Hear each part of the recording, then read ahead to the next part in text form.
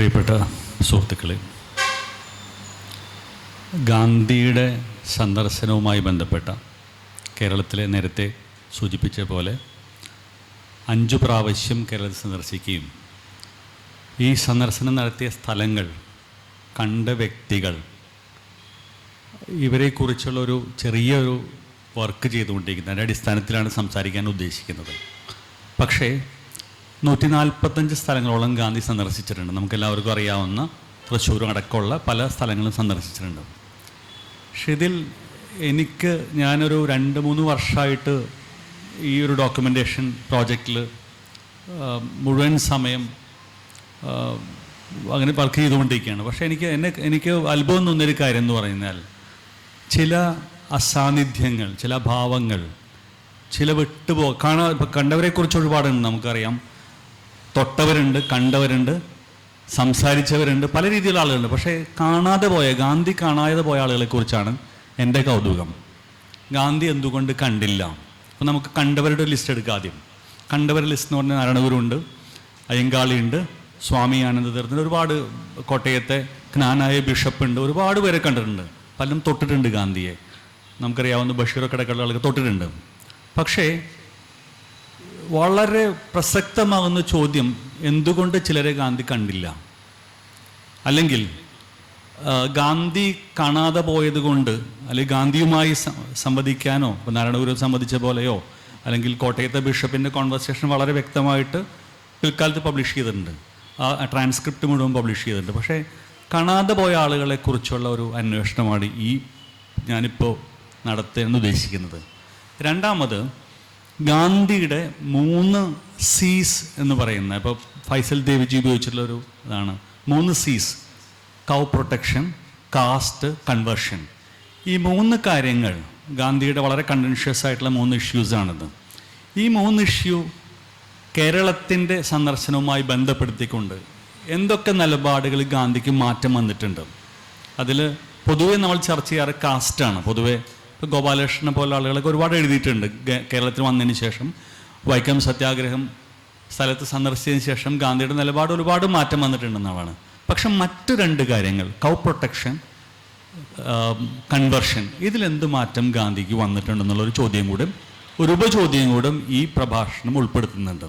മൂന്നാമതായിട്ട്, ഞാനതിൻ്റെ ഒരു ദേശീയ തലത്തിൽ വളരെ ശ്രദ്ധിക്കപ്പെടാത്ത ഒരു യാത്രയായിരുന്നു ഗാന്ധിയുടെ കേരളത്തിലെ. പലപ്പോഴും ഗാന്ധിയെക്കുറിച്ച് നമുക്ക് നോർത്ത് ഇന്ത്യൻ കോണ്ടെക്സ്റ്റിൽ വളരെയധികം ചർച്ച ചെയ്യപ്പെട്ട പല കാര്യങ്ങളും കേരളത്തിൻ്റെ കോണ്ടെക്സ്റ്റ് ചർച്ച ചെയ്യപ്പെട്ടിട്ടില്ല. പക്ഷേ ഗാന്ധിയുടെ ചിന്തയിലുള്ള മാറ്റത്തിൽ വലിയ പങ്കുവഹിച്ച ഇത്തരം കണ്ടുമുട്ടലുകൾ, അല്ലെങ്കിൽ ഇത്തരം കോൺവെർസേഷൻസ് എന്തുകൊണ്ട് ചർച്ചയായില്ല എന്നുകൂടെ ഒരു കാര്യം കൂടി ഇതിൻ്റെ ആലോചനയിലുണ്ട്.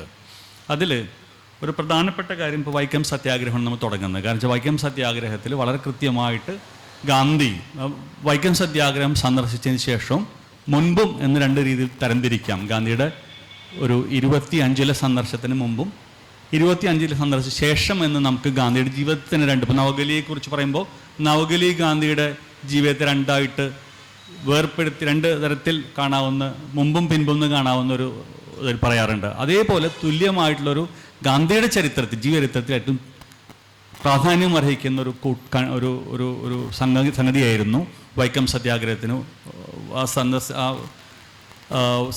മറ്റേ സത്യാഗ്രഹവേദി സന്ദർശിക്കുന്നത്.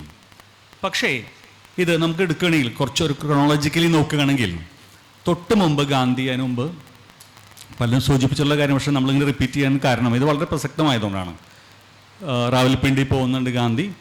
കോഹട്ടിൽ അവിടെ നടന്നിട്ടുള്ള ഹിന്ദു മുസ്ലിം ലഹളയിൽ പലതരത്തിൽ മുറിവേറ്റ ആളുകളെ ഗാന്ധി കാണുന്നുണ്ട്.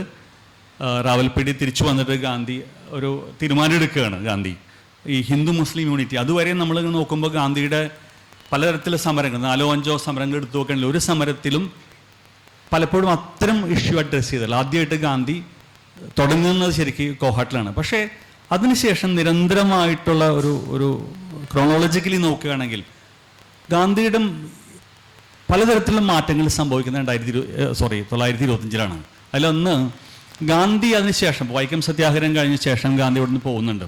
പോയിട്ട് ഗാന്ധി തിരിച്ച് 3 കാര്യങ്ങൾ ചെയ്യുന്നുണ്ട്. ഒന്ന്, ആ വർഷം തന്നെ, അപ്പോൾ ഒന്ന് വഴി തന്നെ തീർച്ചയായിട്ടും ഗാന്ധി ആ രീതിയിൽ മഹാരാഷ്ട്ര എത്തുമ്പോൾ, ഇവിടെ തമിഴ്നാട്ടിൽ പോകും, തമിഴ്നാട്ടിൽ മഹാരാഷ്ട്രയിൽ എത്തുമ്പോൾ തന്നെ ഗാന്ധി ബോംബെ ക്രോണിക്കിളിൽ ഒരു ഇൻ്റർവ്യൂവിൽ പറയുന്നുണ്ട് കാസ്റ്റിനെ കുറിച്ച്.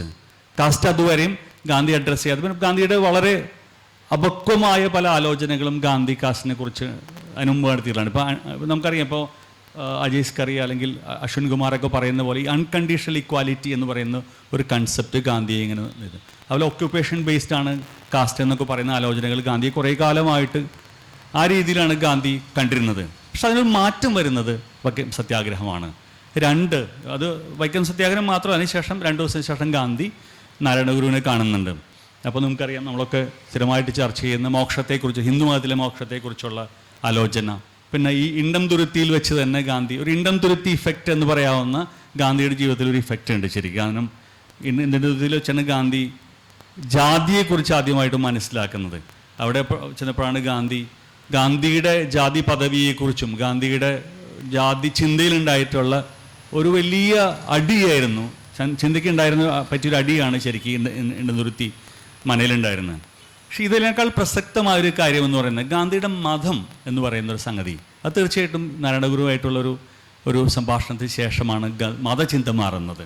കാരണം ഗാന്ധി അതിന് മുമ്പ് പലപ്പോഴും ഇപ്പോൾ കൺവെർഷനെ കുറിച്ച് എന്ന് പറയുമ്പോൾ, ഞാൻ ഈ 3 C's ഇമ്പോർട്ടൻസ് കൊടുത്തുകൊണ്ട് സംസാരിക്കുന്നത്. കാസ്റ്റിന് ശേഷം വരുന്ന പ്രധാനപ്പെട്ട ആണ് കൺവെർഷൻ. ഗാന്ധി കൺവെൻഷൻ വളരെ കൃത്യമായിട്ട് എതിരായിരുന്നു. നമുക്കെല്ലാം നമ്മൾ വായിച്ചിടത്തോളം, നമ്മൾ മനസ്സിലാക്കിയിടത്തോളം ഗാന്ധി കൃത്യമായിട്ടുള്ള നിലപാട് കൺവെൻഷനെ കുറിച്ച് പറയുന്നുണ്ട്. ഗാന്ധി ഒരിക്കലും അനുകൂല നിലപാട് ഒരു കാലത്തും ഗാന്ധി എടുത്തിരുന്നില്ല. പക്ഷേ നാരായണഗുരുവിൻ്റെ ഒരു സംസാരത്തിൽ നിന്ന് മോക്ഷത്തിലേക്ക്, ഹിന്ദുമതം മാത്രമല്ല എല്ലാ മതങ്ങളും മോക്ഷത്തിലേക്ക് വഴിതെളിയിക്കുന്ന ഒരു നിങ്ങൾക്ക് അങ്ങനെ യാത്ര ചെയ്യാവുന്ന ഒരു വഴിയാണെന്ന് പറയുന്നത് തീർച്ചയായിട്ടും ഗാന്ധി പിൽക്കാലത്ത് അതും ഏറ്റെടുക്കുന്നുണ്ട്. ഗാന്ധിയുടെ കൺവെർഷനെ കുറിച്ചുള്ള അതിനുമുമ്പുള്ളൊക്കെ ഗാന്ധി അതിനൊരു സാധ്യത മുഴുവൻ അടച്ച ഒരു നിലപാട് എടുത്തുകൊണ്ടിരുന്നു. പക്ഷേ അതിനുശേഷം കൃത്യമായിട്ട് ഗാന്ധി എല്ലാ മതങ്ങളും ഒരു തരത്തിൽ അല്ലെങ്കിൽ മറ്റൊരു തരത്തിൽ സത്യത്തിൻ്റെ പല ശകലങ്ങളും ഉൾക്കൊള്ളുന്നതാണ്, അല്ലെങ്കിൽ വളരെ ആപേക്ഷികമാണ് സത്യം എന്ന് പറയുന്നത്. അത് ഹിന്ദുമതം മാത്രമല്ല, ഇസ്ലാമിലും മറ്റു മതങ്ങൾ, യഹൂദമതത്തിനെ കുറിച്ചൊക്കെ പറയുന്നുണ്ട്. കളൻബായിനോടൊക്കെയുള്ള സംസാരത്തിൽ പിൽക്കാലത്ത് അതിങ്ങനെ റിപ്പീറ്റ് ചെയ്യുന്നുണ്ട്. അപ്പോൾ അദ്ദേഹം ആ നിലപാടിൽ നിന്ന് മാറി കുറെ കൂടെ ഒരു ഇൻക്ലൂസീവായിട്ടുള്ളൊരു മതബോധത്തിലേക്ക് മാറുന്നത് തീർച്ചയായിട്ടും കേരള സന്ദർശിച്ച ശേഷമാണ്. അതുപോലെ ഈ കൗ പ്രൊട്ടക്ഷൻ വളരെ പ്രധാനപ്പെട്ട കാര്യമാണ്. കാരണം ഖിലാഫത്ത് എന്ന് പറയുന്നത്, അദ്ദേഹം ഫൈസൽ ദേവ്ജിയൊക്കെ എഴുതുന്ന പോലെ ഖിലാഫത്ത് അദ്ദേഹത്തിനൊരു കേരളത്തിൽ വരുന്നതിന്, അത് കേരളത്തിൽ അദ്ദേഹം പ്ലാൻ ചെയ്യുന്നത് 1921 ആദ്യം വരാൻ പ്ലാൻ ചെയ്യുന്നത്. പക്ഷേ നടക്കുന്നില്ല. കാരണം ബ്രിട്ടീഷുകാരുടെ ഒരു പെർമിഷൻ കിട്ടാനുള്ള പ്രശ്നം, മലബാറിലേക്ക് പ്രവേശിക്കാനുള്ള പ്രശ്നം, ഒരുപാട് നമുക്കൊക്കെ അറിയാവുന്ന, വായിച്ച് മനസ്സിലാക്കിയ പോലെ ഒരുപാട് പ്രശ്നങ്ങളുണ്ട്. പക്ഷേ 25 വരുമ്പോഴത്തേനും ഗാന്ധിയുടെ ചിന്ത മുഴുവൻ മാറിയിട്ടുണ്ട്. അതിനു മുമ്പുള്ള ഖിലാഫത്ത് മൂവ്മെൻറ്റിനെ കുറിച്ചുള്ളൊരു വലിയ ആലോചനകൾ അല്ലെങ്കിൽ ആ സമയത്ത് നടക്കുന്ന എല്ലാ തരത്തിലുള്ള ചർച്ചകളിൽ നിന്നും 25 ഇവിടെ വരുമ്പോൾ ഖിലാഫത്തിനെ കുറിച്ചുള്ള കാഴ്ചപ്പാടെ ഗാന്ധിയിൽ മാറിയിരുന്നു. മാത്രമല്ല അതിലൊരു പ്രശ്നം പിടിച്ചൊരു കാര്യം എന്ന് പറയുമ്പോൾ, അടുത്ത കാലത്ത് ഒരു പുസ്തകം വന്നിരുന്നു. ആ പുസ്തകത്തിൽ പരാമർശിക്കുന്ന പ്രധാനപ്പെട്ട കാര്യം, ഈ 21 മുതൽ 25 വരെ 4 വർഷങ്ങൾ ഗാന്ധിക്ക് എന്ത് സംഭവിച്ചു, പ്രത്യേകിച്ച് മുസ്ലിങ്ങളുടെ ഒരു കാഴ്ചപ്പാടിൽ ഗാന്ധിക്ക് എന്ത് സംഭവിച്ചു, അത് കേരളത്തിലെ മുസ്ലിങ്ങളുടെ കാഴ്ചപ്പാടിൽ എന്ത് സംഭവിച്ചു എന്നുള്ളത് ഒരു പ്രധാനപ്പെട്ട ചർച്ചാ വിഷയമാണ്, ആക്കേണ്ട ഒരു കാര്യമാണ്. കാരണം അദ്ദേഹം 1921 വരുമ്പോൾ അതിന് തൊട്ട് മുമ്പുള്ള എല്ലാ രേഖകളിലും കത്തുകളിലും മുഴുവൻ ഖിലാഫത്ത് എന്ന് പറയുന്നത് ഒരു ട്രേഡ് ഓഫ് ആയിട്ടാണ് പുള്ളി പ്രസൻറ്റ് ചെയ്യുന്നത്. ട്രേഡ് ഓഫ് എന്ന് പറയുന്നത് അത് ഖലീഫയുടെ സോവർണിറ്റി അംഗീകരിക്കുമ്പോൾ, അതിനെ റെസ്പെക്റ്റ് ചെയ്യുമ്പോൾ, ഹിന്ദുക്കൾ അതിനെ റെസ്പെക്റ്റ് ചെയ്യുമ്പോൾ അതിന് പകരമായിട്ട് കൗവിൻ്റെ സോവർണിറ്റി കൂടി മുസ്ലിങ്ങൾ റെസ്പെക്റ്റ് ചെയ്യണം എന്നൊരു ഒരു കൊടുക്കൽ വാങ്ങലാണ് ഗാന്ധി വിഭാവനം ചെയ്തത്. പക്ഷെ ആ കൃത്യമായിട്ടുള്ള കൺസെപ്റ്റിൽ നിന്ന് ഗാന്ധി മാറുന്നത് തീർച്ചയായിട്ടും ഇവിടെ വരുന്നൊരു സന്ദർഭത്തിലാണ്. കാരണം ഗാന്ധി ഈ 4 വർഷം ഗാന്ധി വായിച്ചത് കൃത്യമായിട്ടും അതിൽ ചെറിയൊരു ഒരു പോരായ്മയായിട്ട് കാണുന്നൊരു കാര്യം എന്ന് വെച്ചാൽ, അന്നത്തെ ഈ ബ്രിട്ടീഷ് ഉദ്യോഗസ്ഥന്മാരുടെ റിപ്പോർട്ടാണ് ഗാന്ധി മുഴുവൻ വായിക്കുന്നത്. 21 മുതൽ 25 വരെയും ഗാന്ധി വായിക്കുന്നത് ബ്രിട്ടീഷ് ഉദ്യോഗസ്ഥന്മാരെ എഴുതിയ പല കുറിപ്പുകളാണ്, അല്ലെങ്കിൽ അവരുടെ മേലുദ്യോഗസ്ഥന്മാർക്ക് കൊടുത്തയച്ചിരുന്ന റിപ്പോർട്ടുകളാണ്. മാത്രമല്ല ആ സമയത്ത് 1921 തുടങ്ങിയിട്ട് 25 വരെയുള്ള ഒരുപാട് ലിറ്ററേച്ചർ നമുക്കറിയാം. സവർക്കർ അടക്കമുള്ള പലരും മലബാർ കലാപത്തെക്കുറിച്ച് എഴുതുന്നുണ്ട്. അപ്പോൾ ആ ഒരു ബോധ്യത്തിൽ നിന്നാണ് ഗാന്ധിയുടെ ഈ ഒരു ഖിലാഫത്തിനെ കുറിച്ചുള്ളൊരു ആശയഗതിന് വഴി മാറിപ്പോകുന്നത്. അപ്പം എൻ്റെ ഒരു ചോദ്യം എന്ന് വെച്ചാൽ, എൻ്റെ ഒരു അന്വേഷണം എന്താണെന്ന് വെച്ചാൽ, ഗാന്ധി കാണാതെ പോയ ആളുകൾ എന്തുകൊണ്ടായിരിക്കും കാണാതെ പോയത്? ഞാൻ കാണാതെ പോയ ആളുകൾ എന്ന് പറയുന്നത് പ്രധാനമായിട്ട് മുസ്ലിം നവോത്ഥാന പ്രസ്ഥാനത്തിൽ ഉൾപ്പെട്ട ആളുകളെ കുറിച്ചാണ്. കാരണം അന്ന് 921 പറയുന്ന ഒരു വളരെ പ്രധാനപ്പെട്ട ഒരു ലാൻഡ്മാർക്കായിരുന്നു കേരളത്തിലെ, ഇന്ത്യയിലെ തന്നെ മുസ്ലിം ഹിസ്റ്ററിയിൽ. നമുക്കൊരു ഭാഗത്ത് വേറെ തരത്തിലുള്ള എൻഗേജ്മെൻറ്റുകൾ നടക്കുന്നു. ഇപ്പോൾ ബ്രിട്ടീഷുകാരായിട്ട് സഹകരിച്ച് പോകാനുള്ള സർ സെയ്ദ് അഹമ്മദ് ഖാൻ്റെ മൂവ്മെൻറ്റ് ഒരു ഭാഗത്ത് നടക്കുന്നു. ഒരു ഭാഗത്ത് ബ്രിട്ടീഷുകാരെ മുഴുവൻ തള്ളിക്കൊണ്ടുള്ള പലതരത്തിലുള്ള ശ്രമങ്ങൾ നടക്കുന്നു. ആൻറ്റി ബ്രിട്ടീഷ് മൗലാന അബ്ദുൽ കലാം ആസാദ് പോലുള്ള ആളുകളൊക്കെ ആൻറ്റി ബ്രിട്ടീഷ് നിലപാടെടുക്കുന്നു. പക്ഷെ കേരളത്തിൽ വളരെ കൃത്യമായിട്ട് നോക്കുകയാണെങ്കിൽ കേരളത്തിൽ അന്ന് നടന്ന ചർച്ചകൾ എന്തായിരുന്നു? അങ്ങനെ ചർച്ചകൾ എന്ന് പറയുമ്പോൾ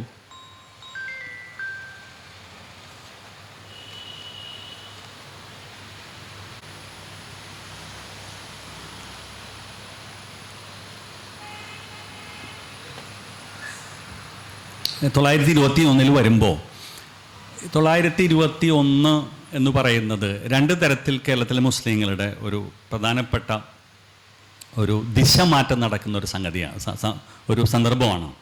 അതിന് കാരണം എന്ന് വെച്ചാൽ, ഇപ്പോൾ ഗാന്ധിയായിട്ടുള്ള ഒരു തരം എൻഗേജ്മെൻറ്റൊക്കെ തന്നെ ഇപ്പം നമുക്കറിയാം. ഒരു 921 മുൻപ് 914 ആദ്യമായിട്ട് കേരളത്തിലെ മുസ്ലിം നവോത്ഥാന നായകർ, പിൽക്കാലത്ത് അങ്ങനെ ആയി മാറിയ ആളുകൾ ഗാന്ധിയെക്കുറിച്ചുള്ള ചർച്ച തുടങ്ങുന്നത്. അതിന് കാരണം അൽമനാർ എന്ന് പറയുന്ന ഒരു പ്രസിദ്ധീകരണം അറബ് ലോകത്ത് വളരെ പ്രശസ്തമായിട്ടുള്ള ഒരു പ്രസിദ്ധീകരണമായിരുന്നു. ഈ പ്രസിദ്ധീകരണത്തിൽ അത് ഗാന്ധി സൗത്ത് ആഫ്രിക്കയിൽ നിന്ന് വരുന്ന 915 തൊട്ട് മുമ്പ് 14 ഒരു ലേഖനം വരികയാണ്. അൽമനാർ എന്ന് പറയുന്ന ലേഖനം, ഒരു ജേണലിൽ. അൽമനാർ അറബി ലോകത്തെ നവോത്ഥാനവാദികളുടെ ഒരു മൗത്ത് പീസ് എന്ന് പറയാവുന്ന ഒരു ജേണലാണത്. അന്ന് അക്കാലത്ത് നടന്നിരുന്ന പലതരത്തിലുള്ള ചർച്ചകൾ, പ്രത്യേകിച്ച് ഏഷ്യയിലും ആഫ്രിക്കയിലും നടന്ന ആൻറ്റി കൊളോണിയലായിട്ടുള്ള പല ചർച്ചകളും അന്ന് അതിന് വലിയ പ്രാമുഖ്യം കൊടുത്തുകൊണ്ട് പ്രസിദ്ധീകരിച്ചിരുന്ന ഒരു ജേണലായിരുന്നു അൽമനാർ. ഈ അൽമനാർ എന്ന് പറയുന്ന ജേണൽ മലയാളികൾ പലരും വായിച്ചിരുന്നു. അപ്പോൾ ആദ്യമായിട്ട് മലയാളികൾ പലരും ഗാന്ധി അറിയുന്നത് തീർച്ചയായിട്ടും ഇന്ത്യയിലെ പല ഭാഗത്തും, അല്ലെങ്കിൽ ഹിന്ദിയിൽ ഇറങ്ങിയ പുസ്തകങ്ങളിലൂടെ, അല്ലെങ്കിൽ ഗുജറാത്തിൽ ഇറങ്ങിയ പുസ്തകങ്ങളിലൂടെ അല്ല, മറിച്ച് നേരത്തെ തന്നെ പ്രത്യേകിച്ച് മുസ്ലിം നവോത്ഥാന നായകന്മാർ പലർക്കും ഗാന്ധിയെ അറിയാമായിരുന്നു. 915 ഒരു ശ്രമം നടക്കുന്നുണ്ട്, ഗാന്ധിയുടെ ഒരു ബയോഗ്രഫി. അത് നടന്നില്ല, പക്ഷെ ആ നടക്കുകയായിരുന്നെങ്കിൽ ആദ്യത്തെ ഗാന്ധിയുടെ ബയോഗ്രഫി കേരളത്തിനാവുമായിരുന്നു. അതിന് ഒരു നേതൃത്വം ഏറ്റെടുത്തത് വക്കം മൗലവി എന്ന് പറയുന്ന പിൽക്കാലത്ത് നവോത്ഥാന പ്രസ്ഥാനത്തിൻ്റെ പ്രമുഖ പ്രചാരകനായിരുന്ന വക്കം മൗലവിയായിരുന്ന ശ്രമം നടത്തുന്നത്. അദ്ദേഹം ദേശാഭിമാനി രാമകൃഷ്ണപിള്ളയാണ്, സ്വദേശാഭിമാനി രാമകൃഷ്ണപിള്ളയാണ് ആ ഉദ്യമം ഏൽപ്പിക്കുന്നത്. അപ്പോൾ അത്രയും ബന്ധമുള്ള ഒരു സംഗതിയായിരുന്നു മുസ്ലിം നവോത്ഥാന പ്രസ്ഥാനവുമായിട്ടും മുസ്ലിം നേതാക്കളുമായിട്ട് വളരെ അടുപ്പം ഗാന്ധിക്ക് ആ രീതിയിൽ ആശയപരമായി ഉണ്ടായിരുന്നു. നേരിട്ടുള്ള ഫിസിക്കൽ മീറ്റിംഗ് ഉണ്ടായിട്ട് പിൽക്കാലത്ത് അബ്ദുറഹിമാൻ സാഹിബുമായിട്ടും അല്ലെങ്കിൽ കട്ലശ്ശേരി മുഹമ്മദ് മൗലവിയായിട്ടായിരിക്കും. പക്ഷേ ഗാന്ധി 925 വരുമ്പോൾ ഈ നേതാക്കന്മാരാരും തീർച്ചയായിട്ടും ഇപ്പോൾ അബ്ദുറഹ്മാൻ സാഹിബിനെ കാണുന്നുണ്ട്, കട്ലശ്ശേരി മുഹമ്മദ് മൗലവിയെ കാണുന്നുണ്ട്, മുഹമ്മദ് മുസ്ലിയാരെ കാണുന്നുണ്ട്. ഈ രണ്ടുപേരോടും ഗാന്ധി സംസാരിക്കുന്ന രാഷ്ട്രീയമാണ്. ഗാന്ധി കൃത്യമായിട്ട് എന്തുകൊണ്ട് 925 ഇവരോട്, കാരണം ഒന്ന് ഗാന്ധിക്ക് അന്ന് നമ്മളെല്ലാം ആകാംക്ഷാപൂർവ്വം മനസ്സിലാക്കാൻ ആഗ്രഹിക്കുന്ന ഒരു കാര്യം എന്ന് പറയുന്നത് എന്തായിരുന്നു 921 ശേഷം, അന്ന് വരാൻ കഴിഞ്ഞില്ല, 921 ശേഷം ഗാന്ധിയുടെ നിലപാട് എന്തായിരുന്നു എന്ന് ഒരിക്കലും വെളിപ്പെടുത്തുന്ന തരത്തിലുള്ള ഒരു മീറ്റിങ്ങിൽ ഉണ്ടായിട്ടില്ല. രണ്ട്, നവോത്ഥാന പ്രസ്ഥാനത്തിൽ ബാക്കി എല്ലാ നവോത്ഥാന നായകന്മാരെയും ഗാന്ധി കണ്ടിട്ടുണ്ട്, അയ്യങ്കാളിയെ കണ്ടിട്ടുണ്ട്, മിക്കവാറും ആളുകളെ കണ്ടിട്ടുണ്ട്, ഇത്തരം ഉദ്യമങ്ങളിൽ ഏർപ്പെട്ടിരുന്ന മിക്കവാറും ആൾക്കാരെ കണ്ടിട്ടുണ്ട്. പക്ഷേ ഗാന്ധി കാണാതെ പോയത്, വക്കം മൗലവിയെ കണ്ടു, പക്ഷെ എങ്ങനെയെന്ന് വെച്ചാൽ ഗാന്ധി മറ്റേ തിരുവനന്തപുരം റെയിൽവേ സ്റ്റേഷൻ്റെ ഇന്നത്തെ യാത്രി നിവാസമായിട്ടുള്ള അന്നത്തെ സത്രം അവിടെ വെച്ചിട്ട് അങ്ങോട്ട് അപ്പോയിൻമെൻറ്റ് വാങ്ങിച്ചുകൊണ്ട് വക്കം മൗലവി അങ്ങോട്ട് പോയിട്ട് കാണുകയും ചെയ്ത്. രണ്ടാമതൊരാൾ കണ്ടത് സിദി സാഹിബിനെയാണ്. സിദി സാഹിബിനെ കാണുന്നത് ഗാന്ധിയുടെ പ്രസംഗത്തിൻ്റെ പരിഭാഷകനായിട്ടാണ്. ഗാന്ധി ഒരിക്കലും ഒരു എൻഗേജ്മെൻറ്റും ഈ രണ്ടുപേരായിട്ട് നടത്തിയിട്ടില്ല, ഒരു കോൺവെർസേഷൻ, ഒരു ഡീറ്റെയിൽ കോൺവെർസേഷൻ നടത്തിയിട്ടില്ല. അതേ സമയത്ത് 921 നമ്മുടെ വക്കം മൗലവിയുടെ മൂത്ത മകനായിട്ടുള്ള അബ്ദുൽ സലാം എന്ന് പറയുന്ന ഏറ്റവും മൂത്ത മകനെ അദ്ദേഹം ജാമിയ മില്ലിയ ഇസ്ലാമിയ എന്ന് പറയുന്ന യൂണിവേഴ്സിറ്റി സ്ഥാപിക്കുമ്പോൾ ഒരു സോളിഡാരിറ്റിയുടെ ഭാഗമായിട്ട് ഗാന്ധി അയക്കുന്നുണ്ട്. ഗാന്ധി അതിൻ്റെ സംഭാഷണ മധ്യേ വക്കം മൗലവി പറയുന്നുണ്ട്. പക്ഷേ എന്തുകൊണ്ടൊരു ഒരു ഒരു അത്തരം തരത്തിലൊരു നമുക്ക് നാരായണഗുരുവായിട്ട് നടന്ന പോലെ, അയ്യങ്കാളിയുടെ നടന്ന പോലെ, കോട്ടയത്തെ ബിഷപ്പായിട്ട് നടന്ന പോലെ ഒരു കോൺവെർസേഷൻ നടന്നില്ല എന്നൊരു ചോദ്യമാണ്. അതിനുത്തരം കണ്ടെത്തൽ കൂടിയാണ് ഈ പ്രഭാഷണം. അതിനുമുമ്പ് കേരളത്തിലെ അന്നത്തെ ഒരു രാഷ്ട്രീയ സാഹചര്യം, ഇപ്പോൾ ഖിലാഫത്ത് എന്ന് പറയുന്നത് ഗാന്ധിയുടെ ഒരു പരാജയമായിട്ട് കേരളത്തിൻ്റെ കോണ്ടെക്സ്റ്റിൽ ഞാൻ വിലയിരുത്തുന്ന ഒരാളാണ്. ഗാന്ധിയുടെ പലതരത്തിലുള്ള എക്സ്പെരിമെൻറ്റ്സിലും വിജയിച്ച എക്സ്പെരിമെൻറ്റ്സുണ്ട്, പരാജയപ്പെട്ട എക്സ്പെരിമെൻറ്റ്സുണ്ട്. അതിലൊന്ന് പ്രധാനമായിട്ട് ഖിലാഫത്താണ്.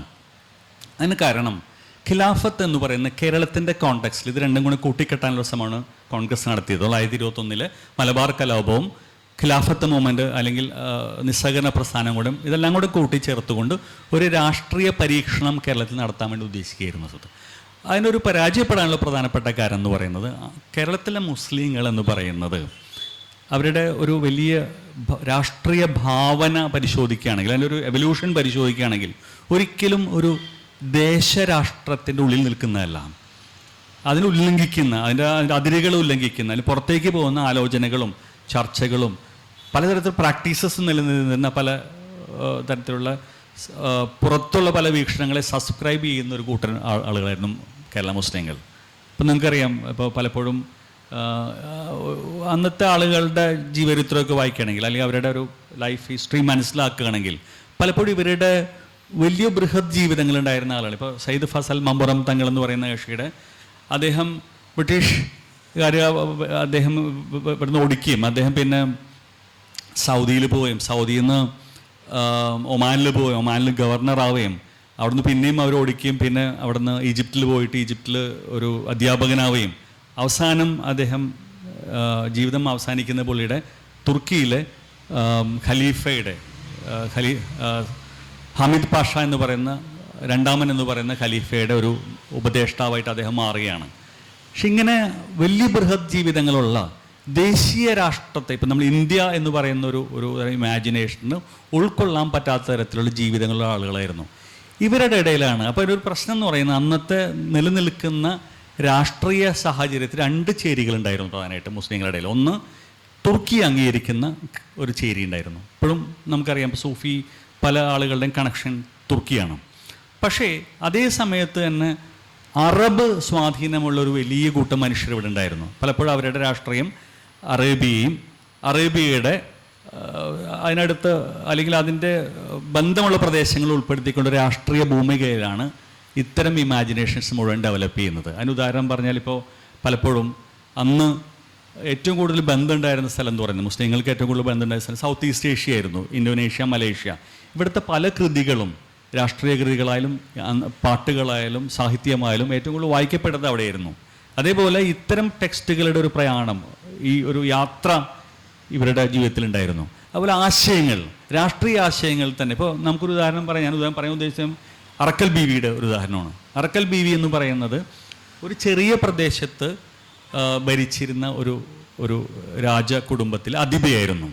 പക്ഷെ ഇവരുടെ ബന്ധങ്ങളൊന്നും ഇന്ത്യയുടെ മറ്റു ഭാഗങ്ങളിലുള്ള ബന്ധങ്ങളായിരുന്നില്ല. ഇപ്പോൾ തമിഴ്നാട്ടിലോ കർണാടകയിലുള്ള സമാനമായ രീതിയിൽ ഉയർന്നു വന്ന ചെറു രാഷ്ട്രങ്ങളായിട്ട് അല്ലെങ്കിൽ ഒരു ലിറ്റിൽ കിങ്ഡംസ്, ചെറിയ രാജ്യവംശങ്ങളായിട്ടൊന്നും ഇവർക്ക് ബന്ധമുണ്ടായിരുന്നു. ഇവരുടെ ബന്ധം മുഴുവൻ കിടന്നിരുന്നത് ഒന്നുകിൽ ടർക്കി അല്ലെങ്കിൽ ഒമാനിലെ മറ്റേ ഭരണാധികാരികളായിട്ട് അവർക്ക് ഡിപ്ലോമാറ്റിക് ആയിട്ടുള്ള റിലേഷൻഷിപ്പ് ഉണ്ടായിരുന്നു. ഇന്നത്തെ മറ്റേ റൂളിംഗ് ഫാമിലി, ഇപ്പോഴും ആ റൂളിംഗ് ഫാമിലിയാണ് ഭരിച്ചുകൊണ്ടിരിക്കുന്നത്, അവരായിട്ട് ബന്ധമുണ്ടായിരുന്നവരെ. അതുപോലെ സൗദി അറേബ്യയിൽ അൽ സൗദ് ഫാമിലിയായിട്ട് ഇവർക്ക് ബന്ധമുണ്ടായിരുന്നു. അപ്പോൾ ഇവരുടെ രാഷ്ട്രീയ ഭൂമിക എന്ന് പറയുന്നത് ഇന്ത്യയുടെ അതിർത്തിയിൽ അതിൽ ഉൾക്കൊള്ളുന്നു. അതിൻ്റെ ഒരു രാഷ്ട്രീയ ഭാവനയിൽ അതിന് ലിമിറ്റ് ചെയ്യാൻ പറ്റുന്ന സംഗതിയായിരുന്നില്ല, മറിച്ച് വളരെ വിസ്തൃതമായിരുന്നു. അപ്പോൾ അവിടെയാണ് ഈ ഒരു ഇന്ത്യ സെൻട്രിക് ആയിട്ടുള്ള ആദ്യത്തെ ഒരു പ്രയോഗം നടക്കുന്നത്. രണ്ടാമതായിട്ട് മുസ്ലിങ്ങളുടെ ഇടയിൽ അന്ന് ചെറിയൊരു മനംമാറ്റം ഉണ്ടായിരുന്നു. കാരണം നമുക്കൊരു വലിയ ഇത് പരിശോധിക്കുകയാണെങ്കിൽ 1500 മുതൽ നിങ്ങൾക്കറിയാം ഒരു വലിയ രാഷ്ട്രീയ പോരാട്ടങ്ങൾ നടന്നിരുന്നു, പ്രത്യേകിച്ച് പോർച്ചുഗീസ് ആധിപത്യത്തിനെതിരെ. ഇപ്പോൾ തുഫത്തുൽ മുജാഹിദീൻ എന്നൊക്കെ പറയുന്ന പുസ്തകങ്ങളിലൂടെ പരാമർശിച്ചിട്ടുള്ള ഒരുപാട് നേരിട്ടുള്ള കോൺഫ്ലിക്റ്റ് നടന്നിരുന്നു. പക്ഷേ ഈ കോൺഫ്ലിക്റ്റുകളുടെ സമയത്ത് അന്ന് അതിനെ ന്യായീകരിച്ചുകൊണ്ടും ആ കോൺഫ്ലിക്റ്റുകളിൽ പങ്കെടുത്തുകൊണ്ടും സാമൂതിരിയുടെ ഒരു ഇത്തരം പോരാട്ടങ്ങളിലൊക്കെ പിന്തുണ പ്രഖ്യാപിച്ചുകൊണ്ട് മുസ്ലിങ്ങളുണ്ടായിരുന്നു.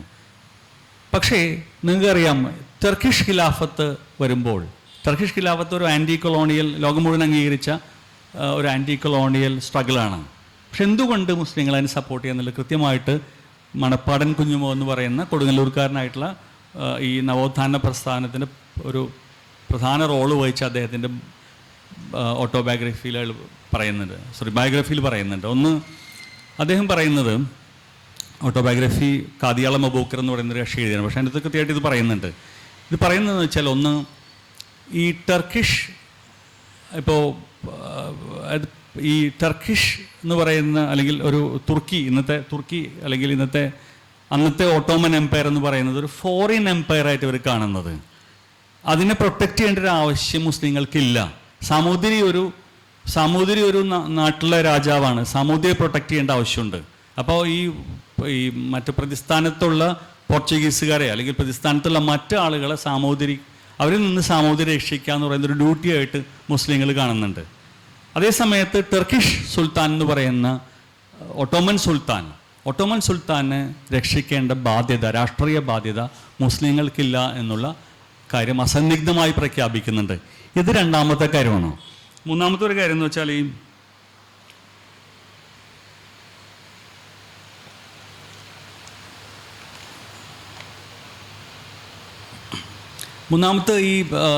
തീർച്ചയായിട്ടും ഇപ്പോൾ ഗാന്ധിയുടെ ഒരു ഇടപെടൽ നോക്കുകയാണെങ്കിൽ, ഇപ്പോൾ ദേശീയ തലത്തിൽ അദ്ദേഹം നടത്തിയ ഇടപെടൽ പലപ്പോഴും നമുക്ക് ഗാന്ധി മുസ്ലിം വിഷയങ്ങളിൽ 1857 ശേഷം മുഴുവനായിട്ട് ഓരം തള്ളപ്പെട്ട മുസ്ലിങ്ങളെ 1921 തിരിച്ചു കൊണ്ടുവരാൻ വേണ്ടിയിട്ട് ഖിലാഫത്തിൽ ശ്രമം നടത്തുന്നുണ്ട്. ഒരു തരത്തിൽ വിജയിക്കുകയും ചെയ്തിട്ടുണ്ട്. മാത്രമല്ല, ഒരുപാട് ആ സമയത്ത് 1922 കാലഘട്ടത്തിൽ ഇപ്പം നമുക്കറിയാം, ആ തീരുമാനം എടുക്കുമ്പോൾ തന്നെ ഗാന്ധി വളരെ ഉറച്ച വിശ്വാസത്തോടെയായിരുന്നു. അന്ന് അതിൻ്റെ ഒരു പശ്ചാത്തലം എന്ന് പറയുന്നത്, സെയിൻറ്റ് സ്റ്റീഫൻസ് കോളേജിൽ അവിടുത്തെ അന്ന് പ്രിൻസിപ്പളായിരുന്ന എസ് കെ രുദ്ര എന്ന് പറയുന്ന ഒരു കക്ഷിയാണ് ഈ ഖിലാഫത്തിൻ്റെ ഒരു ഐഡിയ പ്രസൻറ്റ് ചെയ്യുന്നത്. അപ്പോൾ ഈ പ്രസൻറ്റ് ചെയ്യുന്ന ആൾക്കാർക്ക് വലിയ പ്രശ്നമായിരുന്നു. കാരണം ഇത് ഏറ്റെടുക്കാൻ വലിയ പ്രയാസമാണ്. കാരണം മുസ്ലിങ്ങൾ ആ രീതിയിൽ അടിച്ചമർത്തപ്പെട്ട് പല രീതിയിൽ ചിതറിക്കിടക്കുന്നു. ഇവരെ ഒന്നിച്ച് കൊണ്ടുവരാമെന്നുള്ളതും മാത്രമല്ല, ഒരു മുസ്ലിം അല്ലാത്ത ഒരാളെ കൊണ്ടുവരിക എന്ന് പറയുന്നതും വലിയ ഒരു പ്രയാസകരമായ കാര്യമായിരുന്നു. പക്ഷേ എസ് കെ രുദ്ര ഇത് പറയുമ്പോൾ തന്നെ ഗാന്ധി ഏറ്റെടുക്കുകയാണ്. അപ്പോൾ ഗാന്ധിക്ക് അത്രയും വിശ്വാസം ഉണ്ടായിരുന്നു മുസ്ലിങ്ങളുടെ ഇടയിൽ. അത്രയും മുസ്ലിങ്ങൾക്ക് തിരിച്ചും ഗാന്ധിയോട് വലിയ താല്പര്യം ഉത്തരേന്ത്യയിലുണ്ടായിരുന്നു. ഉത്തരേന്ത്യയിൽ നിങ്ങൾക്കറിയാം, ഇന്നിപ്പോൾ ഖാദി മൂവ്മെൻറ്റും ഒരു മുസ്ലിം കോണ്ടെക്സ്റ്റ് ഉയർന്നു എന്നൊരു കൺസെപ്റ്റാണ്. ഈ മൗലാന അലി ബ്രദേഴ്സിൻ്റെ ഉമ്മയാണ് ഇത് പ്രപ്പോസ് ചെയ്യുന്നത്. അതുപോലെ ഒരുപാട് കാര്യങ്ങൾ ഗാന്ധി, ഇപ്പോൾ മൗലാന അബ്ദുൽ കലാം ആസാദായിട്ടുള്ള ബന്ധമടക്കം ഒരുപാട് കാര്യങ്ങളിൽ. പക്ഷേ ഗാന്ധിയുടെ ഇവിടെ വരുമ്പോൾ ഒരു പ്രശ്നമുണ്ട്. ഗാന്ധി ഒരു സൂഫി ഇസ്ലാം എന്ന് പറയുന്ന ഒരു അല്ലെങ്കിൽ ഒരു അന്നത്തെ സൂഫി എന്ന് പറയുന്നത്, ഞാനിപ്പോഴത്തെ സൂഫി അല്ലെങ്കിൽ ആ കോണ്ടെക്സ്റ്റല്ല, മറിച്ച് അന്നൊരു ചെറിയ ഡിബേറ്റ് കിടക്കുന്നുണ്ട്. ഈ സൂഫിസം എന്ന് പറയുന്നതും അതിന് എതിർ നിൽക്കുന്ന ഒരു നവോത്ഥാനം എന്ന് പറയുന്ന ഒരു സ്ട്രീം അന്ന് വളരെ കൃത്യമായിട്ട് ഉത്തരേന്ത്യയിൽ നിലനിൽക്കുന്നുണ്ട്. അതിൽ സർ സയ്യിദ് അഹമ്മദ് ഖാൻ്റെ മൂവ്മെൻ്റൊക്കെ അങ്ങനെ വരുന്നതാണ്. കേരളത്തിൽ കൃത്യമായിട്ട് ആ ചർച്ച വളരെ പ്രബലമായിരുന്നു. കാരണം ഗാന്ധി റെപ്രസെൻ്റ് ചെയ്യുന്നത് സൂഫി മുസ്ലിങ്ങളെയാണ്. മറിച്ച് നവോത്ഥാനം എന്ന് പറയുന്നത്, ഓഫ് കോഴ്സ് അത് 1921 പരാജയത്തിന് ശേഷമാണ് അത് വളരെ പ്രബലമാവുന്നത്. 1921 കൂടിയിട്ട് മുസ്ലിങ്ങളുടെ ചിന്ത മാറുന്നുണ്ട്. കാരണം പലപ്പോഴും ഒരു ആധുനികമായിട്ടുള്ളൊരു സംഗതി, കുറേ കൂടെ ബ്രിട്ടീഷുകാരായിട്ട് ഒന്നിച്ച് നിൽക്കുകയും റാവു ഖാൻ ബഹദൂർ പട്ടങ്ങളൊക്കെ മേടിക്കാനുള്ള ശ്രമമൊക്കെ നടത്തുന്ന ഒരു മുസ്ലിം ലീഡർഷിപ്പ് നമുക്ക് കാണാം. പിന്നെ ആ 21 കൃത്യമായിട്ടൊരു വലിയ പോയിൻ്റ് ആയിരുന്നു. അതിന് ശേഷം മുസ്ലിങ്ങൾ മിക്കവാറും ഈ തരം വളരെ നമുക്ക് ഇന്ന് വളരെ സ്ട്രേഞ്ച് ആയിട്ട് വന്ന പല ഡിബേറ്റുകളും ഉയർന്നു വന്ന ആ സമയത്താണ്. ഇപ്പോൾ ഈ സൂഫി, നോൺ സൂഫി, നവോത്ഥാനം, സൂഫി എന്നൊക്കെ പറയുന്ന പലതരത്തിലുള്ള ബൈനറീസൊക്കെ വരുന്നത് ഈ സമയത്താണ്. അപ്പോൾ ആ ഒരു കോണ്ടെക്സ്റ്റിൽ ഗാന്ധി അത് അങ്ങനെ ഭംഗിയായിട്ട് അതിനെ പ്രസൻറ്റ് ചെയ്യാനോ കേരളത്തിൽ പറ്റിയില്ല എന്നുള്ളതാണ് ഖിലാഫത്ത് മൂവ്മെൻ്റ് ഒരു പരാജയം എന്ന് പറയുന്നത്. രണ്ടാമത്തെ ഒരു കാര്യം എന്ന് വെച്ചാൽ ഇപ്പോൾ ഒന്ന് ഈ നമുക്ക് ഈ ഗാന്ധി എങ്ങനെ മുസ്ലിങ്ങൾ കണ്ടു എന്നുള്ളത് വളരെ ഇതാണ് ഒരു പ്രസക്തമായൊരു ചോദ്യമാണ്. ഗാന്ധിയെ കേരളത്തിൽ എങ്ങനെ മുസ്ലിങ്ങളെ കണ്ടു. സാധാരണ രീതിയിൽ ഇപ്പോൾ അംബേദ്കർ ഗാന്ധി ഇപ്പോഴും ആ ഡിബേറ്റ് നടന്നുകൊണ്ടിരിക്കുകയാണ്. ഇപ്പോൾ മുസ്ലിം സംഘടനകളെ പ്രധാനപ്പെട്ട ചോദ്യം ഗാന്ധി വേണോ അംബേദ്കർ വേണോ എന്നുള്ളതാണ്. അപ്പോൾ അതിൽ രണ്ട് തരത്തിൽ കാണാം. ഒന്ന്, ഗാന്ധി എപ്പോഴും കണ്ടിട്ടുള്ളത് അംബേദ്കർ ഒരു പൊളിറ്റിക്കൽ സോളിഡാരിറ്റി, അല്ലെങ്കിൽ മുസ്ലിങ്ങൾ ഒരു മൈനോറിറ്റിയാണ് തിരിച്ചറിയും, അവരുടെ അവകാശങ്ങൾക്ക് വേണ്ടിയിട്ട് വാദിക്കുന്ന ഒരാളെന്നുള്ള ആൾക്കാണ് അംബേദ്കർ കണ്ടിട്ടുള്ളത്. ഗാന്ധിയെ കുറെ കൂടെ ഒരു അല്ലെങ്കിൽ വാല്യൂവിൻ്റെ അടിസ്ഥാനത്തിൽ, അല്ലെങ്കിൽ മതദർശനത്തിൻ്റെ അടിസ്ഥാനത്തിൽ, അല്ലെങ്കിൽ മതമൂല്യങ്ങളുടെ അടിസ്ഥാനത്തിലാണ് ഗാന്ധി എപ്പോഴും അപ്രോപ്രിയേറ്റ് ചെയ്തിട്ടുള്ളത്. ഈ ഒരു പ്രശ്നം അത് ഗാന്ധിക്ക് ആ രീതിയിൽ മുന്നോട്ട് കൊണ്ടുപോകാൻ ആ സമയത്ത് കഴിഞ്ഞിട്ടില്ല. കാരണം വെച്ചാൽ അന്ന് അവകാശങ്ങളെക്കുറിച്ചുള്ള ഒരു ബോധ്യവും മുസ്ലിങ്ങളെ സംബന്ധിച്ച് അന്നത്തെ രാഷ്ട്രീയ പരിപാടികൾ മുഴുവൻ നോക്കുകയാണെങ്കിൽ, അല്ലെങ്കിൽ അത്തരം നയപരിപാടികൾ മുഴുവൻ നോക്കുകയാണെങ്കിൽ ഈ അവകാശത്തെക്കുറിച്ചുള്ള സംഗതികൾ ഇപ്പം അംബേദ്കർ കുറെ കൂടെ അങ്ങനെ അപ്പീലിംഗ് ആയി തോന്നി. ഇന്നും ആ രീതിയിലാണ്. കാരണം ഈ അവകാശങ്ങളെക്കുറിച്ച്, രാഷ്ട്രീയ അവകാശങ്ങളെക്കുറിച്ച് പ്രത്യേകിച്ച് അത്തരം ബോധ്യങ്ങൾ ഗാന്ധി ആ രീതിയിൽ ഇപ്പോൾ ഉത്തരേന്ത്യയിൽ ഉണ്ടായിരുന്ന പോലെ അഡ്രസ്സ് ചെയ്യാൻ പറ്റാത്തൊരു പ്രശ്നം ഇവിടെ കാണുന്നുണ്ട്. അത് വേണ്ട വിധത്തിൽ കമ്മ്യൂണിക്കേറ്റ് ചെയ്യാൻ, അങ്ങനെ ഒരു പ്രസൻറ്റ് ചെയ്യാൻ ഇന്നും അന്നും കഴിഞ്ഞിട്ടില്ല. അന്ന് പ്രത്യേകിച്ച് അത്തരം റിജക്ഷൻ ഉണ്ടായിരുന്നു. ഞാൻ പറഞ്ഞു വന്നത് ഒരു വലിയ 1921 ശേഷം സംഭവിച്ചാണ്. 1914 ഗാന്ധിയുടെ പുസ്തകം, ഗാന്ധിയുടെ ബയോഗ്രഫി പബ്ലിഷ് ചെയ്യാൻ ആലോചിച്ച ഒരു ഗ്രൂപ്പാണ് ഗാന്ധിയെ കംപ്ലീറ്റ് ആയിട്ട് റിജക്റ്റ് ചെയ്യുന്ന 25 വരുമ്പോൾ. ഈ സമയത്തുണ്ടായിരുന്നു അതിൽ ഗാന്ധിയുടെ ഒരു കാര്യം എന്ന് വെച്ചാൽ, ഗാന്ധി അന്ന് ഇപ്പോൾ രണ്ട് തരത്തിൽ പാരലലി റിപ്പോർട്ടിങ് നടക്കുന്നുണ്ട് ഈ മലബാർ കലാപത്തെക്കുറിച്ച്. ഒന്ന്, ഇപ്പോൾ CPSUവിന് വേണ്ടിയിട്ട് റോയ് റിപ്പോർട്ട് ചെയ്യുന്നുണ്ട്. മറിച്ച് അതേപോലെ തന്നെ ഇവിടുത്തെ ഗാന്ധി വായിച്ചിട്ടുള്ള മുഴുവൻ ഇവിടുന്ന് പോയിട്ടുള്ള കുറേ റിപ്പോർട്ടുകളാണ്. അതിൽ പ്രത്യേകിച്ച് അന്നത്തെ ഇത്തരം താല്പര്യങ്ങൾക്ക് എതിര് നിൽക്കുന്ന ഒരു വലിയ റിപ്പോർട്ടിംഗ്, ഇപ്പോൾ മലബാർ കലാപത്തെക്കുറിച്ചായാലും അതിനുശേഷം വരുന്ന നവോത്ഥാന പ്രസ്ഥാനത്തെക്കുറിച്ചായാലും അതിനൊരു സംശയത്തിനെ നിലനിർത്തുന്ന തരത്തിലുള്ള ഒരു റിപ്പോർട്ടിംഗ് കേരളത്തിൽ നിന്ന് ഉണ്ടാവുന്നുണ്ട്. ആ റിപ്പോർട്ടിംഗ് വായിച്ചു നോക്കുകയാണെങ്കിൽ ഓരോന്നിലും ഇപ്പോൾ നമ്മളിപ്പോൾ ഇന്ന് ഏറ്റവും വലിയ രീതിയിൽ നമ്മൾ ഉയർത്തിപ്പിടിക്കുന്ന അബ്ദുറഹ്മാൻ സാഹിബ് പോലും ആ രീതിയിൽ ഇടപെട്ടിരുന്നു എന്നൊരു സംഗതിയുണ്ട്. അതൊരു കാര്യം വെച്ചാൽ അന്ന് വലിയ ഡിബേറ്റ് നടക്കുന്നുണ്ട്. അന്നത്തെ ഒരു പ്രധാനപ്പെട്ട പ്രശ്നം എന്ന് പറയുന്നത് ഈ മുസ്ലിം ആധുനികതയെക്കുറിച്ചുള്ള ചർച്ചയിലെപ്പോഴും കോൺഗ്രസ്സുകാർ മറ്റേ ഭാഗത്തായിരുന്നു. അപ്പോൾ നിങ്ങളൊരു ഉദാഹരണം പറഞ്ഞാൽ മതിലകം ബാങ്ക് എന്ന് പറയുന്ന തൃശ്ശൂരിനടുത്തുള്ള മതിലകത്തൊരു ബാങ്ക് സ്ഥാപിക്കുന്നുണ്ട്. അപ്പോൾ ബാങ്ക് മുസ്ലിങ്ങൾ സ്ഥാപിക്കുന്നത് പലിശ എന്ന് പറയുന്നത് ഹറാമല്ല, തെറ്റല്ല. പലിശ എന്ന് പറയുന്നത് ആധുനിക ബാങ്കിങ് സിസ്റ്റത്തിൽ പലിശ വാങ്ങിക്കുന്നത് തെറ്റല്ല എന്ന് പറയുന്ന ഒരു ആലോചന മുന്നോട്ട് വയ്ക്കുന്നുണ്ട്. ഇത് വളരെ റവല്യൂഷണറി ആയിട്ടുള്ള, വളരെ പ്രായോഗികവും പ്രോഗ്രസീവ് ആയിട്ടുള്ള ഒരു ആലോചനയാണ് വെക്കുന്നത്. അതിനെ ഏറ്റവും കൂടുതൽ എതിർത്ത് അന്നത്തെ കോൺഗ്രസ്സുകാരാണ്. പ്രത്യേകിച്ച് അബ്ദുറഹ്മാൻ സാഹിബ് ഒരു മാർച്ച് നടത്തുന്നുണ്ട് ഈ സ്ഥലത്തേക്ക്. അപ്പോൾ അന്ന് നമ്മളിപ്പോൾ ഇന്ന് കാണുന്ന മുസ്ലിം നവോത്ഥാനത്തിൻ്റെ ഒരു പോയിന്റ് ഓഫ് വ്യൂവിൽ നോക്കുമ്പോൾ അന്ന് ഈ കോൺഗ്രസ്സുകാരുടെ നിലപാട് വളരെ പ്രശ്നമായിരുന്നു. ഈ മൊയ്തു മൗലവി അദ്ദേഹത്തിൻ്റെ ആത്മകഥയിൽ ഒരു ചാപ്റ്റർ തന്നെ പറയുന്നുണ്ട്, ഇത് വളരെ മോശമായിരുന്നു പറഞ്ഞു. അപ്പം ആധുനികത എന്ന് പറയുന്നത്, മുസ്ലിം ആധുനികത, മുസ്ലിം നവോത്ഥാനം എന്ന് പറയുന്നത് ഗാന്ധിയന്മാർക്ക് അന്ന് അഡ്രസ്സ് ചെയ്യാൻ പറ്റിയിട്ടില്ല. അത് വലിയ പ്രശ്നമാണ്. ഇപ്പോൾ ആ സമയത്ത് നടന്നിട്ടുള്ള ഇപ്പോൾ ഈ 2 ഐക്യസംഘം മീറ്റിങ്ങുകൾ നടക്കുന്നതിലൊക്കെ ഐക്യസംഘം എന്ന് പറയുന്നത് കേരളത്തിലെ നവോത്ഥാന പ്രസ്ഥാനത്തിൻ്റെ തുടക്കം കുറിച്ച ഒരു പ്രസ്ഥാനമാണ്. ആ പ്രസ്ഥാനത്തിൻ്റെ 2 മീറ്റിങ്ങിലും ഇവരെ ഒഴിവാക്കി മാറ്റി നിർത്തുകയാണ്, ഈ മൊയ്തു മൗലവിയും അബ്ദുറഹ്മാൻ സാഹിബിനൊക്കെ. കാരണം അവർ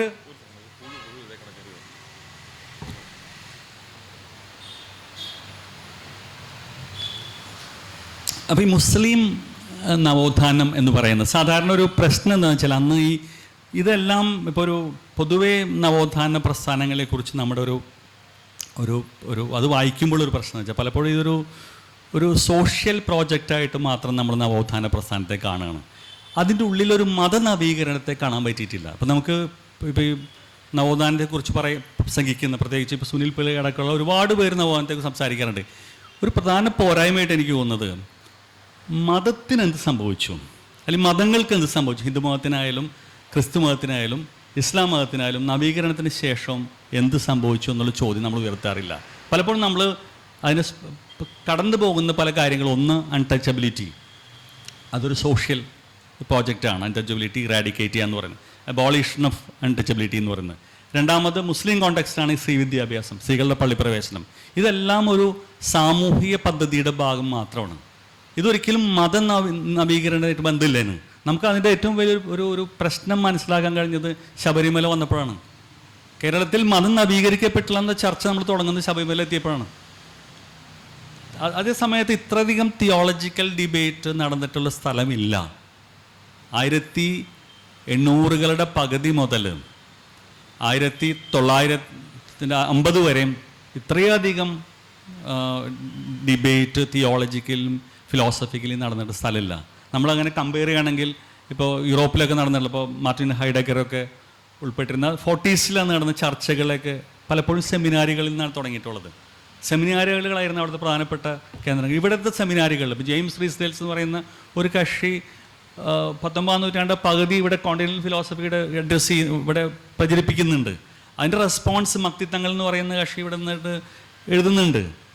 ചട്ടമ്പി സ്വാമികൾ ഇടപെടുന്നുണ്ട്. ഈ മതനവീകരണ പ്രസ്ഥാനങ്ങളിൽ വലിയൊരു ഭൂമികമായി മാറിയ കേരളം, അല്ലെങ്കിൽ അത്തരം മതദാർശനികതയെക്കുറിച്ചുള്ള ചർച്ചകൾ നടക്കേണ്ട ഇടത്തുനിന്ന് മാറ്റിയിട്ടാണ് നമ്മൾ ഈ സോഷ്യൽ പ്രോജക്റ്റായിട്ട് മാറ്റുന്നത്. അപ്പോൾ അത്തരം ഒരു അന്വേഷണങ്ങൾക്ക്, അല്ലെങ്കിൽ ആ നവോത്ഥാനത്തെ മനസ്സിലാകാൻ പറ്റാത്ത രീതിയിലുള്ള പലതരത്തിലുള്ള അന്വേഷണങ്ങൾക്ക് പ്രസക്തമല്ല എന്ന് തെളിയിച്ചൊരു ഇതാണ് ഗാന്ധിയുടെ ഒരു ആക്സെപ്റ്റൻസ് ഇല്ലായ്മ എന്ന് പറയുന്നത്. ഗാന്ധി ഇപ്പോൾ നോർത്ത് ഇന്ത്യൻ കോണ്ടെക്സ്റ്റിൽ വേറെ വ്യത്യസ്തമായ ഒരു രീതിയിലായിരുന്നു ഗാന്ധിയുടെ ഇടപെടലും. ഗാന്ധി അവിടുത്തെ ഒരു വൈകാരികമായിട്ടുള്ള കാര്യങ്ങളൊക്കെ മനസ്സിലാക്കാൻ ഗാന്ധി അതിനെ അഡ്രസ്സൊക്കെ ചെയ്തിട്ടുണ്ട്. പക്ഷേ കേരളത്തിലേക്ക് വരുമ്പോൾ കേരളത്തിൻ്റെ ഒരു സവിശേഷമായ രാഷ്ട്രീയ സാഹചര്യം മനസ്സിലാക്കാൻ ഗാന്ധിക്ക് കഴിഞ്ഞില്ല. അതിനുശേഷം ഗാന്ധിയന്മാർക്കും കഴിഞ്ഞിട്ടില്ല എന്നുള്ളതാണ്. അത് പിന്നെ അത് തുടർച്ചയായി ഏറ്റുപിടിക്കുന്ന ഇടതുപക്ഷമാണ്. ഇടതുപക്ഷത്തിനും അത് മനസ്സിലാക്കാൻ കഴിഞ്ഞിട്ടുള്ള വലിയൊരു ഖേദകരമായ വസ്തുതയാണ്.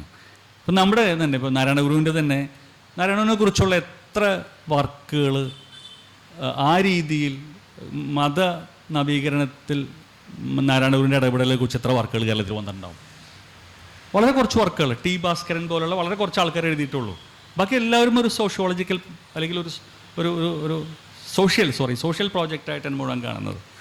അതിനൊരു തരത്തിലും അതിൻ്റെ മത ആശയങ്ങളെ അല്ലെങ്കിൽ അതിൻ്റെ ദർശനങ്ങളെ എങ്ങനെ മാറ്റിയെടുക്കാൻ ഇവർക്ക് കഴിഞ്ഞു എന്നുള്ളതിനെക്കുറിച്ച് വളരെ എണ്ണത്തിൽ വളരെ തുച്ഛമായിട്ടുള്ള ആളുകളുടെ ശ്രമങ്ങൾ മാത്രം നടന്നിട്ടുള്ളൂ. ഞാൻ പറഞ്ഞു വന്നത്, ഒന്ന് ഈ ഗാന്ധി ഇപ്പം 3 C's എന്ന് പറയും. ഞാൻ തുടങ്ങിയ സ്ഥലത്തേക്ക് തിരിച്ചു വരികയാണ്. ഗാന്ധിയുടെ 3 C's, അതായത് കാസ്റ്റ്, കൗ പ്രൊട്ടക്ഷൻ, കൺവെർഷൻ. ഇതിന് ഒരു പലപ്പോഴും ഈ ആശയങ്ങൾക്ക് ഇപ്പോൾ നാരായണഗുരുവായിട്ടുള്ള സംഭാഷണത്തിൽ ഇത് കുറച്ചും കൂടെയും വ്യക്തത വരുന്നുണ്ട് ഗാന്ധിക്ക്. ഗാന്ധി തിരിച്ചു പോയിട്ട് ഇപ്പോൾ ബോംബെ ക്രോണിക്കിളുള്ള ഇൻ്റർവ്യൂവിലും 1925 അവസാനം യങ് ഇന്ത്യയിൽ എഴുതുന്നുണ്ട് ഗാന്ധി ഈ ഒരു എക്സ്പീരിയൻസ് വെച്ചിട്ട്. 1926 ഒരു റെസൊല്യൂഷനായിട്ട് പറയുന്നുണ്ട് ഗാന്ധി പറയുന്നത്, നമ്മളിനി ഐത്തോച്ചാടനത്തിന് പ്രാമുഖ്യം നൽകിക്കൊണ്ടുള്ള ഒരു സന്നദ്ധ സംഘടന സജീവമാക്കുമെന്ന് പറയുന്നുണ്ട്.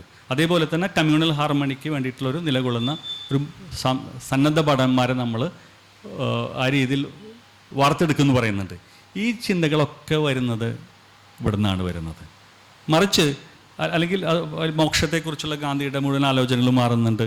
ഹിന്ദുമതത്തിനുള്ളിലുള്ള പല കാര്യങ്ങളും അഡ്രസ്സ് ചെയ്യുന്ന ഗാന്ധി അവിടെ വെച്ചാണ്.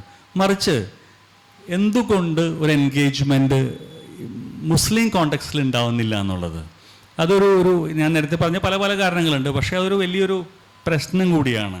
കാരണം അത് ഇപ്പോൾ സാധാരണ ഐഡൻറ്റിഫൈ ചെയ്യാൻ പറ്റുന്ന, അന്നത്തെ ഗാന്ധിക്ക് വളരെ ഈസിലി ഐഡൻറ്റിഫൈ ചെയ്യാൻ പറ്റുന്ന ഒരു സെറ്റ് ഓഫ് ആളുകൾ ആ രീതിയിലുണ്ട്. അവർ ആ തരത്തിലെ കമ്മ്യൂണിക്കേഷൻസ് നടന്നിട്ടുണ്ട്. ഇപ്പം വക്കമൗലവിയൊക്കെ കത്തെഴുതുന്നുണ്ട്, മകന് അങ്ങോട്ട് അയക്കുന്നുണ്ട്. ഈ പ്രസ്ഥാനത്തിൻ്റെ ഭാഗമാക്കാൻ വേണ്ടിയിട്ട് മകനെ 1921 ജാമ്യയിലേക്ക് അയക്കുന്നുണ്ട്.